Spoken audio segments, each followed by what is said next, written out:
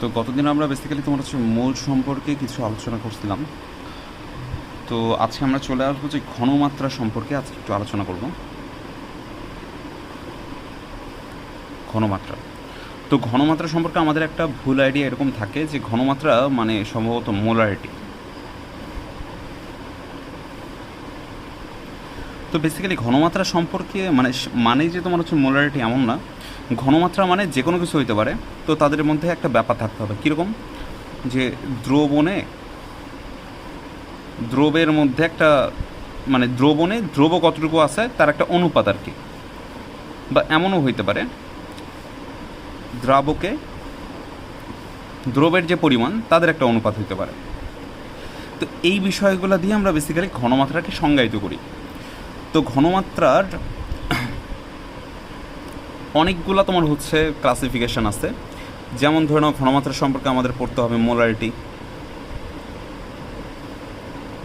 Molality,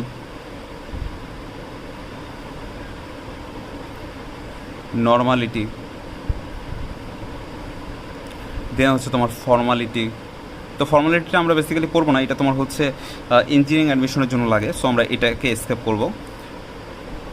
PPM, দেন হচ্ছে তোমার PPB, তারপর percentage in W by W, percentage of W by V, then হচ্ছে percentage V by V.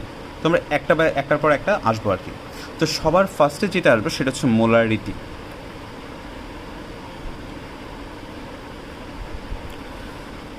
তো molarity সম্পর্কে যদি আমরা একটু বুঝতে চাই তাহলে মোলারিটি বিষয়টা কি, তো সংজ্ঞাটা বলে যে 1 লিটার দ্রবণে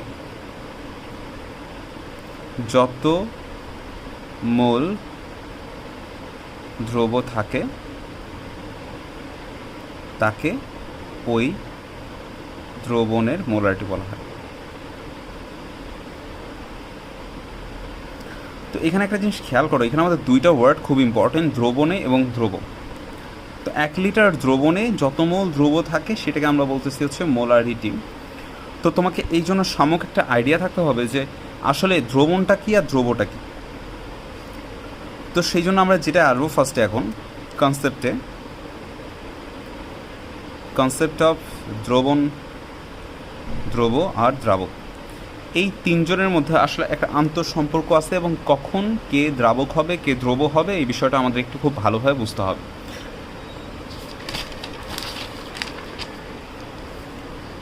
তো দ্রাবক হওয়ার জন্য যেই বিষয়টা খুবই নেসেসারি সেটা হচ্ছে অন্যকে ডিজলভ করার ক্ষমতা বা দ্রবীভূত করার ক্ষমতা।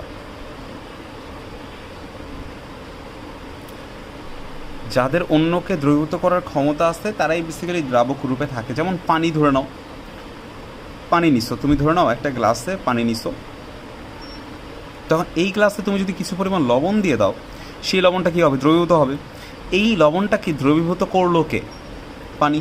তাহলে এই যে পানি তোমার হচ্ছে লবণটাকে দ্রবীভূত করতে পারলো এই জন্য, বা তোমার হচ্ছে লবণকে দ্রবীভূত করার একটা ক্ষমতা রাখলো, এই জন্য পানিটাকে বলা হচ্ছে দ্রাবক। ঠিক আছে। দ্রব, দ্রব কী করবে, দ্রব অন্যকে দ্রবীভূত করতে পারবে না, সে নিজেই দ্রবীভূত হবে।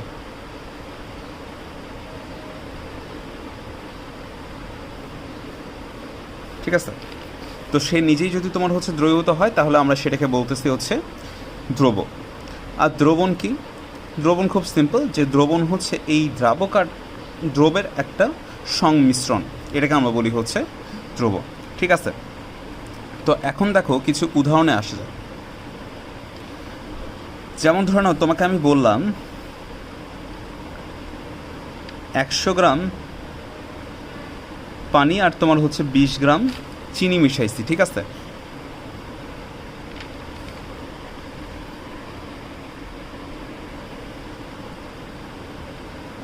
তো তোমাকে জিজ্ঞাসা করলাম কোনটা দ্রাবক আর কোনটা দ্রব।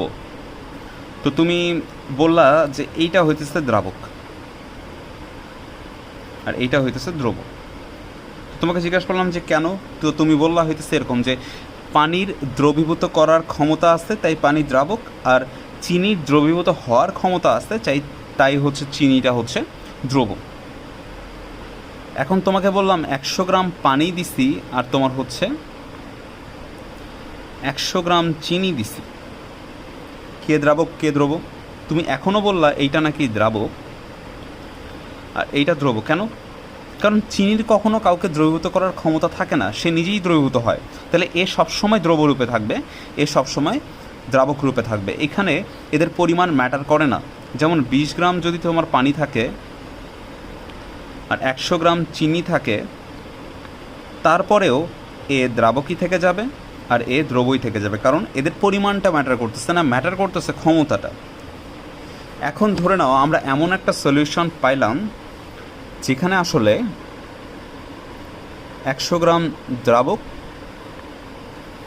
আর ধরে নাও 100 গ্রাম ইথানল দেয়া হয়েছে। তো তুমি জানো যে তোমার হচ্ছে পানির মধ্যে, দ্রাবক বলতে গেলে আমরা এখানে বেসিক্যালি পানির কথা বলছিলাম, এটা পানি হবে। তো 100 গ্রাম পানি আর 100 গ্রাম ইথানল দেওয়া হয়েছে। এখন তুমি জানো যে ইথানল বা অ্যালকোহল রিলেটেড যারা আছে তারা কিন্তু পানিতে দ্রবীভূত হয়। তার মানে পানি আর ইথানল দুইটাই দ্রবীভূত হয় এবং দুইজনেরই দ্রবীভূত করার ক্ষমতা আছে। পানির যেমন ইথানলকে দ্রবীভূত করার ক্ষমতা আছে, ইথানলেরও পানিকে দ্রবীভূত করার ক্ষমতা আছে। তাহলে কে দ্রাবক হবে? তো সেই ক্ষেত্রে তুমি খেয়াল করো, আমরা তিনটা জিনিস দেখব। ফার্স্টে 100 গ্রাম পানি দিছি আর 20 গ্রাম তোমার হচ্ছে ইথানল দিছি। এই দুইটার মধ্যে দ্রাবককে দ্রাবক পানি, কারণ এ বেশি আছে। এই ক্ষেত্রে যখন দুইটারই তোমার দ্রবীভূত করার ক্ষমতা আছে তখন দেখব কার পরিমাণ বেশি সে হবে দ্রাবক, আর যার পরিমাণ কম সে হবে দ্রবক। ঠিক আছে, এখন ধরে নাও এমন হয়েছে 20 গ্রাম পানি আছে, 100 গ্রাম তোমার হচ্ছে ইথানল আছে। তাহলে তুমি এখন বুঝে গেছো যে যার পরিমাণ বেশি এই ক্ষেত্রে সে হবে দ্রাবক, আর যার পরিমাণ কম সে হবে দ্রব। এখন যদি এমন হয়ে যায় ইনকেস এইটা 100 গ্রাম পানি দিছি আর 100 গ্রাম ইথানল দিছি, তাহলে সেই ক্ষেত্রে তোমার হচ্ছে কে দ্রাবক আর কে দ্রব। তো সেক্ষেত্রে তুমি জাস্ট চিন্তা করো, দুইটার পরিমাণ যখন সমান তখন তুমি ফোকাস করবা কাকে তুমি সবচেয়ে বেশি দ্রাবক রূপে দেখছো। পানিকে তুমি দ্রাবক রূপে সবচেয়ে বেশি দেখছো, তাহলে তুমি বলতে পারো এটা হচ্ছে দ্রাবক আর এটা হচ্ছে দ্রব। ঠিক আছে, তাহলে তুমি আই হোপ দ্রব আর দ্রাবকের যে বিষয়টা এটা ক্লিয়ার হয়েছ।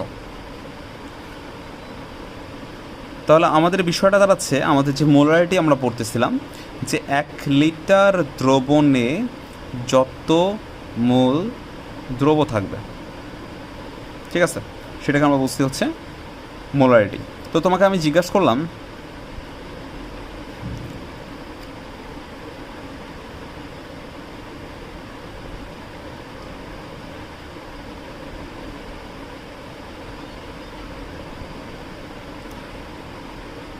দুই লিটার দ্রবণে 2 মোল H2SO4 আছে, তাহলে এই দ্রবণের মোলারিটি কত? তখন তুমি বললা যে 2 লিটার দ্রবণে যদি 2 মোল থাকে, আমার তো 1 লিটার দ্রবণে দরকার। 1 লিটার দ্রবণে আছে 2/2 এত মোল H2SO4। তাহলে সেক্ষেত্রে তুমি বলতে পারো যে আমার 1 মোল H2SO4 আছে 1 লিটারে। তো আমি বলতে পারি যে 1 মোল পার লিটার, তাই না? প্রতি লিটারে যত মোল থাকে সেটাকে আমরা মোলারিটি বলি। তাহলে এখান থেকে আমরা পেলাম 1 মোল পার লিটার, বা এটাকে আমরা বলি 1 মোলার, বা বাংলায়ও বলা যায় 1 মোলার অথবা 1 বড় হাতের M। তো এগুলো সবগুলোই সেম জিনিস। তাহলে তুমি বলতে পারো 1 লিটারে যত মোল থাকে সেটাই হচ্ছে মোলারিটি। তো এখন আমরা যেটা করব সেটা হচ্ছে আমরা একটা ফর্মুলার মাধ্যমে করার ট্রাই করব। তো তুমি যেহেতু এনের ফর্মুলাগুলো গতদিন দেখছো, তাহলে আমরা এখন যেটা আসবো, ধরে নাও কোনো একটা দ্রবণ ভি লিটারের, তো ভি লিটারের দ্রবণে তোমার হচ্ছে N মোল ছিল। তো আমার ভি লিটারে N মোল দ্রবীভূত ছিল, তো 1 লিটার দ্রবণে কতটুকু থাকবে সেটাই তো আমার মোলারিটি, তাই না? N/V মোল দ্রবীভূত আছে, তাহলে এটাই কি আমার মোলারিটি প্রকাশ করতেছে না, 1 লিটারে যত মোল। তাহলে আমি এখন মোলারিটিটাকে S দিয়ে প্রকাশ করব। S = N/V বলা যায়। N মানে কি W/M না, আমরা গতদিন দেখছিলাম। সেক্ষেত্রে একটা জিনিস খেয়াল রাখো, W গ্রামে হবে, এটা লিটারে হবে সব সময়, ঠিক আছে? তো এইটাই হচ্ছে আমাদের মোলারিটির বেসিক যে কনসেপ্টটা। তো সেই ক্ষেত্রে আমাদের এখানে এই ভিটা কিসের? দ্রবণের আয়তন, ঠিক আছে? তো তোমাকে এখন কোশ্চেন করা হলো 500 ml H2SO4 দ্রবণে 49 গ্রাম H2SO4 আছে।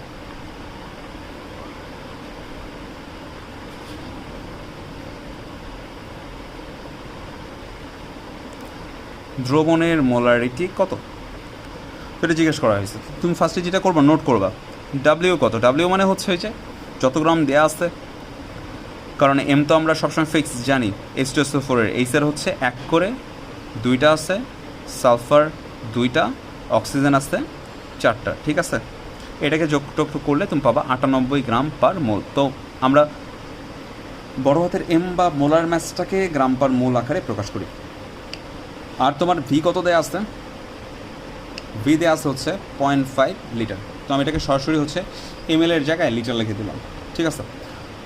তো আমরা এখন মোলারিটি বের করবো, S ইকুয়াল W/mv। ওকে, তো ডাব্লিউ হচ্ছে 49, এটা দেওয়া আছে 98 ইন্টু 0.5। তাহলে এটা দিয়ে এটাকে কাটলে কত হবে, 2 দিয়ে 0.5কে গুণ করলে 1 হয়, তাহলে 1/1 মানে 1 মোলার। হোপফুলি এটা তুমি বুঝতে পারছো।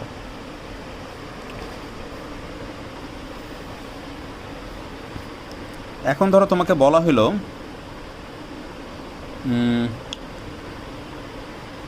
100 গ্রাম দ্রবণে 20 গ্রাম সোডিয়াম হাইড্রোক্সাইড আছে, মোলারিটি কত, ঠিক আছে। 100 গ্রাম দ্রবণে 20 গ্রাম সোডিয়াম হাইড্রোক্সাইড আছে, মোলারিটি কত। তো সেক্ষেত্রে তোমাকে একটা জিনিস দিয়ে দিচ্ছে, দ্রবণের ঘনত্ব 2 গ্রাম পার ml। এই বিষয়গুলো ক্লাস 9-10-এর জিনিস, এগুলা জিনিস ক্লিয়ার থাকাটা খুব ইম্পর্ট্যান্ট। তো তারপরেও যদি এগুলা জিনিস ক্লিয়ার না থাকলে ডেফিনেটলি তুমি আমাকে সাক্ষাতে যখন ক্লাস নেওয়া হবে তখন কাইন্ডলি একটু বলবা। তো আমরা নর্মালি ঘনত্ব আর তোমার হচ্ছে ভরের মধ্যে যে আন্তঃসম্পর্কটা, এটা আমরা বলি হচ্ছে ঘনত্ব গুণন আয়তন ইকুয়াল টু ভর, ঠিক আছে। তো কার ঘনত্ব দেওয়া আছে, দ্রবণের ঘনত্ব দেওয়া আছে, কার ভর দেওয়া আছে, দ্রবণের ভর দেওয়া আছে, তাহলে আয়তন ইজিলি বের করা যাবে। তো আমাদের মেইন কথা হচ্ছে আমাদের এখানে খেয়াল করতে হবে কি কি আছে, দ্রবণ আর দ্রব আছে। দ্রবণের কি আয়তন আছে, নাই, তাহলে আমাকে ফার্স্টে খুঁজতে হবে, মোলারিটি বের করতে বলছে, দ্রবণের আয়তন আমি কীভাবে বের করব। তো সেক্ষেত্রে আমি দেখলাম ঘনত্ব দেওয়া আছে 2, আয়তনটা জানি না, ভর হচ্ছে 100, তাহলে আমি বলতে পারি ভি ইকুয়াল টু 50। আর যেহেতু এটা ml ছিল তাহলে এটাও ml হবে, বা এটা ইকুয়াল আমি লিখতে পারি 0.05 লিটার, ঠিক আছে। তাহলে ভিটা হচ্ছে তোমার লিটারে আসলো। ডাব্লিউ দেওয়া আছে 20 গ্রাম, আর সোডিয়াম হাইড্রোক্সাইডের এম তুমি ক্যালকুলেট করে জানো 23 + 16 + 1 মানে 40 গ্রাম পার মোল। তো এটা আমরা বলতেছি হচ্ছে জিনিসপত্র যেগুলো উপাত্ত দেয়া আছে। এখন তোমার বের করতে হবে কি, মোলারিটি, ডাব্লিউ জানো, এম দেওয়া আছে, ভি দেওয়া আছে, বের করো, ঠিক আছে। হোপসো এটা বুঝছো। এরপরে যেটা আমরা করতে যাচ্ছি সেটা হচ্ছে, ধরে নাও এবার আমরা এইভাবে চিন্তা করলাম, 100 গ্রাম দ্রবণে 20 গ্রাম সোডিয়াম হাইড্রোক্সাইড আছে, একদম আগের কোশ্চেনটা।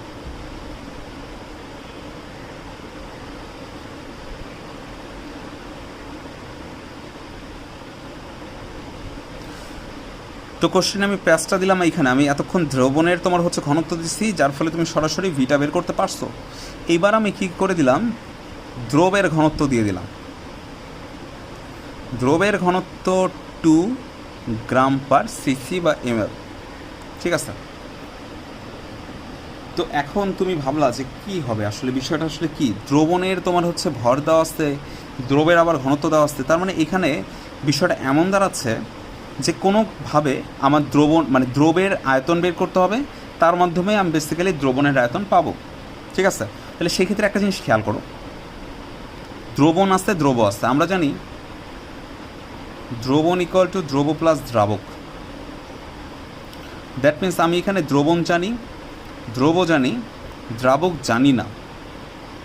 তাহলে দ্রবণ মাইনাস দ্রব করলাম, কত পাচ্ছি, 100 - 20 মানে হচ্ছে 80 গ্রাম পাচ্ছি। এখন তুমি কি জানো যে দ্রাবক হিসেবে আমরা সচরাচর কাকে ইউজ করি? তো উত্তরটা হচ্ছে পানিকে। তো পানি যদি দ্রাবক হিসেবে ইউজ হয়, পানির ঘনত্ব কত? পানির ঘনত্ব কিন্তু আমাদের মুখস্থ 1 গ্রাম পার ml। তো পানির ঘনত্ব হচ্ছে এইটা। তাহলে আমরা কি বলতে পারি যে পানির আয়তন কত হবে? পানির যেটা ভর ছিল বাই পানির যেটা ঘনত্ব, তার মানে 80/1। দ্যাট মিনস তোমার দাঁড়াচ্ছে 80 ml। ওকে, তো তুমি পানির পাইছো। এখন পানি বা দ্রাবকের কি দরকার আছে আমার মোলারিটি বের করার জন্য? আমার তো দ্রবণের আয়তন দরকার।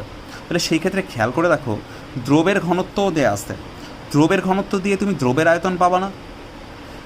দ্রবের আয়তন আর দ্রাবকের আয়তন যোগ করলেই কি দ্রবণের আয়তন হয়? তাহলে দেখো, তুমি দ্রবণের আয়তন বের করার একটা সিস্টেম পেয়ে গেছো।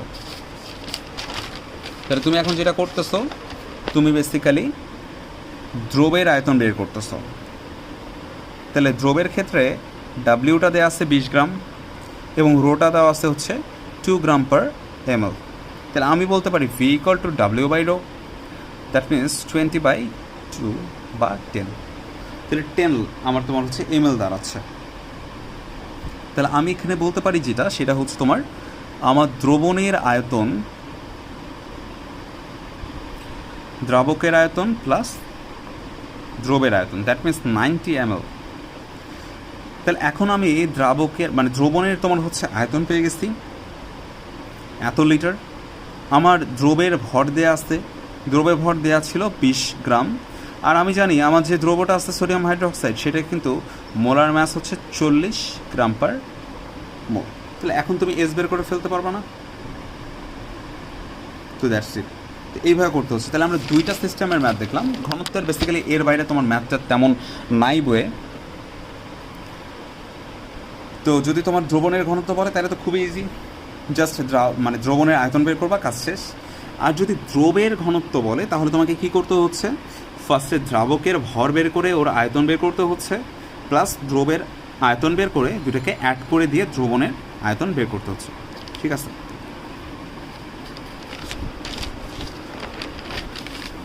তো এইটা যদি ক্লিয়ার হয়, এখন আমরা আসবো একটা ছোট্ট একটা জিনিস জানবো। এটা অনেকটা তোমার জ্ঞানমূলক জিনিস।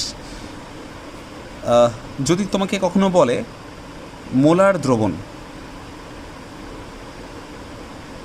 তো মোলার দ্রবণ মানে আমরা বেসিক্যালি ঘনমাত্রা 1 মোলার বুঝি। যদি তোমাকে বলা হয় সেমি মোলার দ্রবণ, সেমি মোলার দ্রবণ মানে 0.5 মোলার দ্রবণ। তোমাকে বলা হলো ডেসিমোলার দ্রবণ, ডেসিমোলার দ্রবণ মানে 0.1 মোলার। আর যদি বলা হয় সেন্টিমোলার দ্রবণ, তাহলে 0.01 মোলার দ্রবণ হবে।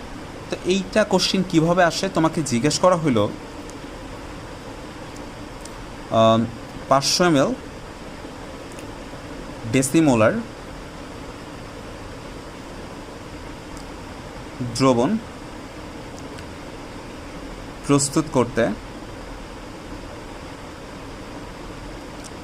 কতটুকু HCl লাগবে।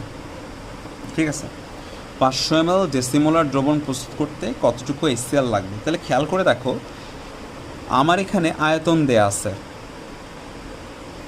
ডেসিমোলার মানে আমার এখানে মোলারিটি দেয়া আছে 0.1 মোলার। আমি HCl এর কিন্তু মোলার ম্যাস সবসময় জানি 1 + 36.5 গ্রাম পার মোল। তাহলে দেখো কি দেয়া নেই, আমার সূত্রটা ছিল S = W/mv। তার মানে আমার কতটুকু লাগবে বা W দেয়া নাই। তাহলে আমি বলতে পারি S = W/mv বা W = SMV বলা যায় না? SMV বলা যায়। তাহলে তুমি এখান থেকে কি W এর পরিমাণ পেয়ে যাচ্ছ না? তাহলে বলতে পারো 0.1 × 36.5 × 0.5, এটা হচ্ছে তোমার ম্যাসটা। ওকে, তাহলে এইভাবে তুমি চাইলে HCl এর পরিমাণটা বের করে ফেলতে পারো। তো এইটাই ছিল আমাদের মোলারিটি সম্পর্কে যে আলোচনাটা আর কি। এরপর আমরা চলে আসবো নর্মালিটিতে।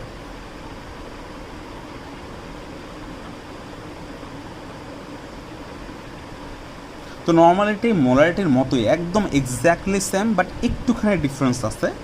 তো নর্মালিটি বোঝার জন্য তোমাকে জাস্ট এইটা মনে রাখতে হবে তুল্য সংখ্যা কী আর তুল্য ভর কী। তো সেই ক্ষেত্রে এই বিষয়গুলো আসলে অনেক বেশি বেসিকের, আমি যদিও জানি না তোমার ওই বেসিকগুলো ক্লিয়ার আছে কি না।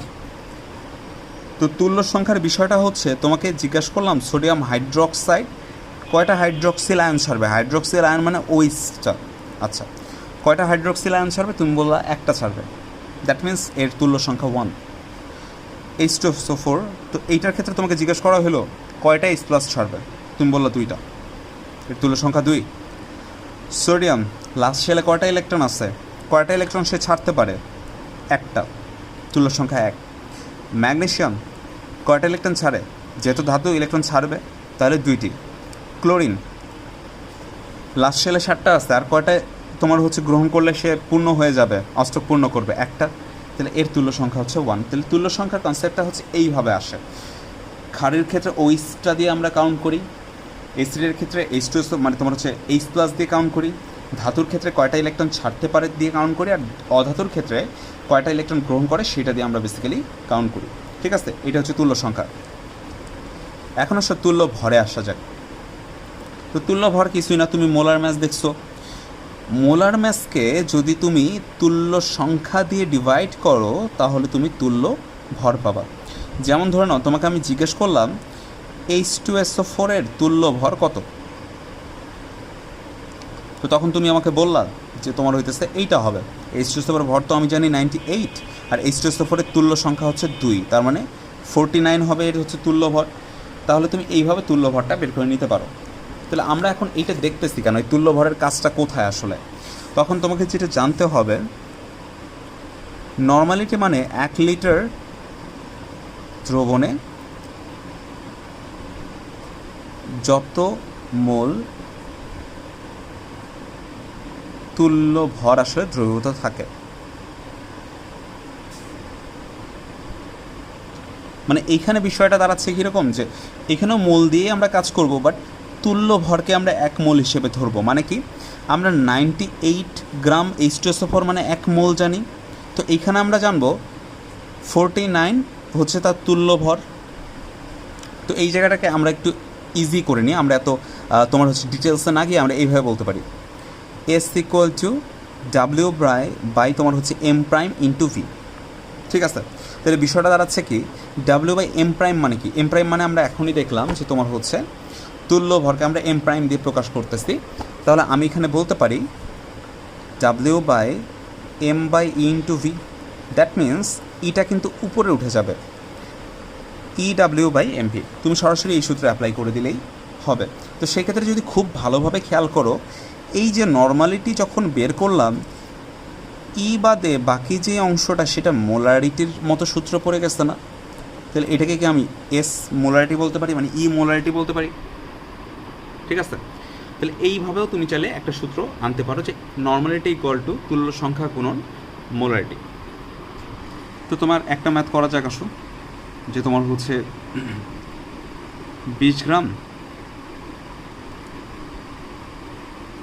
ক্যালসিয়াম হাইড্রোক্সাইডের 100 ml দ্রবণ আছে, নর্মালিটি কত। তো তখন তুমি দেখলা কি কি আছে, ডাব্লিউ আছে 20, তুমি তোমার হচ্ছে ক্যালসিয়াম হাইড্রোক্সাইডে ভর বের করলা, ক্যালসিয়াম 40, হাইড্রোক্সিল এমনিতে হচ্ছে 17, 17 দুগুণ হচ্ছে 34, 34 আর 40 হয় 74 গ্রাম পার মোল, আর ভি দেওয়া আছে 0.1 লিটার। তাহলে আমি এখান থেকে বলতে পারি আমার নর্মালিটি হবে W/MV ইন্টু ই। তাহলে আমাদের এখানে খেয়াল করে দেখি, ডাব্লিউ দেওয়া আছে হচ্ছে 20, 74.1, আর ইটা কত, ক্যালসিয়াম হাইড্রোক্সাইড কয়টা ওইস ছাড়তে পারবে, 2টা না, 2, ঠিক আছে। তাহলে এইটা হচ্ছে তোমার নর্মালিটি। তো নর্মালিটির পরে যেই তোমার হচ্ছে টপিকটা, সেটাকে আমরা বলতেছি হচ্ছে পিপিএম। আমরা কিন্তু মোলারিটিটা পড়িনি। মোলারিটিটা বেসিক্যালি যেটা সমস্যা সেটা হচ্ছে বোর্ডে খুব একটা কোশ্চেন আমি দেখি নাই, এটা তোমার বেসিক্যালি অ্যাডমিশনের জন্য পড়াই। তো এটা আপাতত তোমার হচ্ছে আমি তোমাকে সরাসরি পড়াবো, কারণ মানে মোলারিটিটা বুঝতে গেলে একটু পেইন লাগে, তো এটা আমি সরাসরি তোমাকে দেখাই দেবো।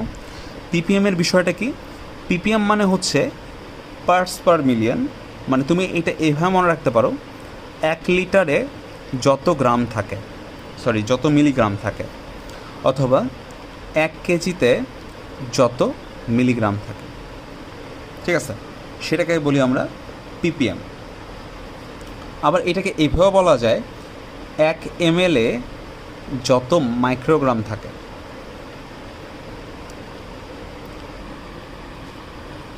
অথবা তুমি এটাকে বলতে পারো 1 গ্রামে যত মাইক্রোগ্রাম থাকে, ঠিক আছে।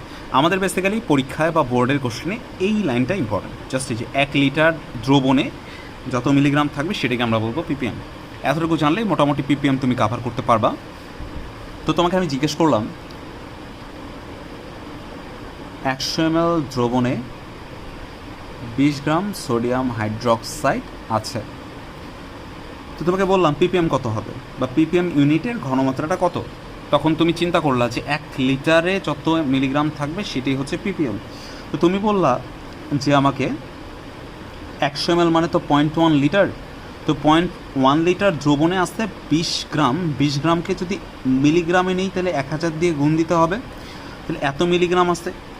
এখন তুমি বললা যে 1 লিটারে তাহলে কতটুকু থাকবে, কারণ 1 লিটার দ্রবণে যতটুকু থাকে সেটাই তো তোমার হচ্ছে ppm, তাই না, বাই 0.1 না। তাহলে তুমি বলতে পারো এটা করে তুমি পাচ্ছ 1 লিটারে এত মিলিগ্রাম আছে বা 2 লক্ষ মিলিগ্রাম আছে।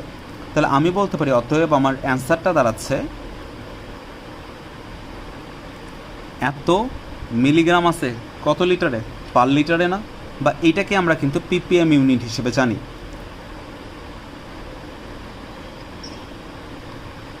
এটাই হচ্ছে আমাদের ppm বা 2 লক্ষ মিলিগ্রাম পার লিটার। ওকে, তো ppm খুবই সিম্পল জিনিস। তো এরপর আসো আমরা একটু মোলারিটি থেকে ppm এর দিকে চাই, এটা অনেকবার আসছে আর কি। তো তোমাকে জিজ্ঞাসা করা হলো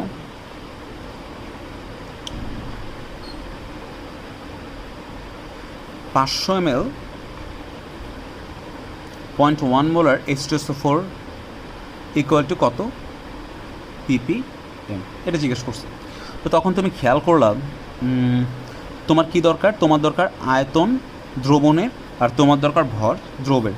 তো এখানে কিন্তু ভি দেওয়া আছে, তুমি এম জানো, কারণ হচ্ছে যোগের সংকেত দেওয়া মানেই হচ্ছে এম দিয়ে দেওয়া।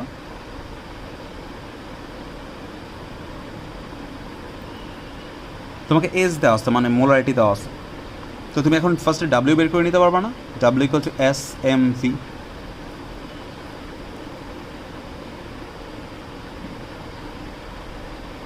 ডাব্লিউ বের করে নিলাম, তো ডাব্লিউটা কত আসলো, তো সামথিং লাইক কত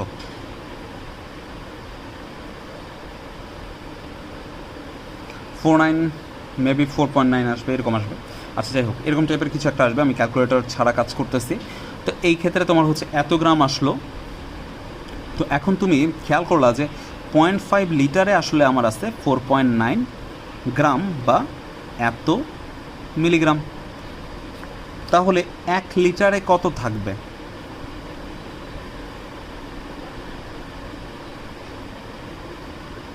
এত না। ফার্স্টে গুণ করলাম আর এটা দিয়ে জাস্ট ভাগ দিয়ে দিচ্ছি, কারণ একে আসলে সবসময় ভাগ হয়। তো এইটা দিলে তুমি বের করে ফেলতে পারবা না যে কত ppm আসতেছে। তো এটা হচ্ছে ppm এর একটা ধারণা। আর ppm এর ক্ষেত্রে আমরা যে শর্টকাটটা ইউজ করি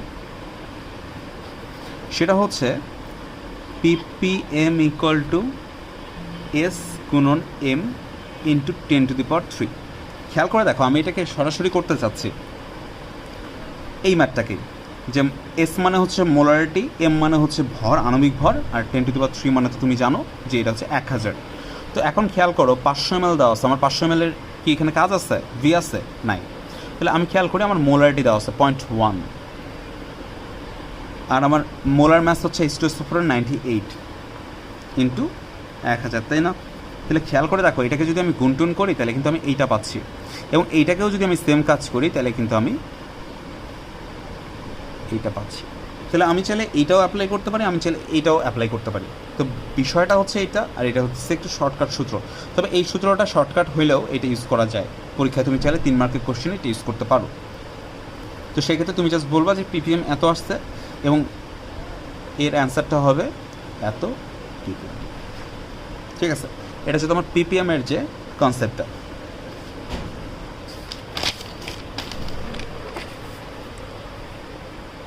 ppb যদি এটা খুব একটা আসে না, এটার বিষয়টা কিছু না, এটার বিষয়টা হচ্ছে তোমার 1 লিটারে যত মাইক্রোগ্রাম, ঠিক আছে? মানে ওইটার মতোই, ওইটাকে জাস্ট কী করতেছো, এখানে লিটার থেকে তোমার হচ্ছে মিলিগ্রাম নিছিল না এখানে দ্রবটা, এইখানে জাস্ট তুমি মাইক্রোগ্রাম নিবা। এখন তোমার এই কনভার্সনগুলো খুব ভালোভাবে জানতে হবে, মিলিগ্রাম, মাইক্রোগ্রাম, ন্যানোগ্রাম, পিকোগ্রাম বা ফেমটোগ্রাম, এই যে বিষয়গুলো, এটা তোমার হচ্ছে ফিজিক্সের ফার্স্ট পেপার ফার্স্ট চ্যাপ্টারের লাস্টের দিকে কিছু ইউনিটও, মানে ইউনিটের বিষয় টিষয় আছে, ওই জায়গায় তোমাকে একটু পড়তে হবে। আচ্ছা, তো পিপিবি এর আমরা জাস্ট শর্টকাটটা দিয়েই কাজ করব, কারণ পিপিবি যেহেতু খুব একটা আসে না। তো পিপিবি এর শর্টকাটটাই পিপিএম এর মতোই, PPB equal to S M. ওইখানে আমরা কী দিছিলাম, 1000 দিছিলাম, এখানে আমরা 1000 গুণন 1000 মানে এস এম ইন্টু 10⁶ দিব, ঠিক আছে? তাহলে পিপিএম আর পিপিএম এর মধ্যে বিষয়টা কী দাঁড়াইলো, যে 10⁻³ এর একটা ডিফারেন্স থাকবে। আর পিপিবি বের করার সিস্টেম কি, এস মানে মোলারিটি গুণন মোলার ম্যাস ইন্টু 10⁶। তো এটা দিলেই তুমি পিপিবি অ্যান্সার পেয়ে যাবে, ঠিক আছে? এর এককটা কী হবে, এর এককটা হচ্ছে মাইক্রোগ্রাম পার লিটার অথবা পার্টস পার বিলিয়ন, ঠিক আছে? এটা হচ্ছে তোমার পিপিবি।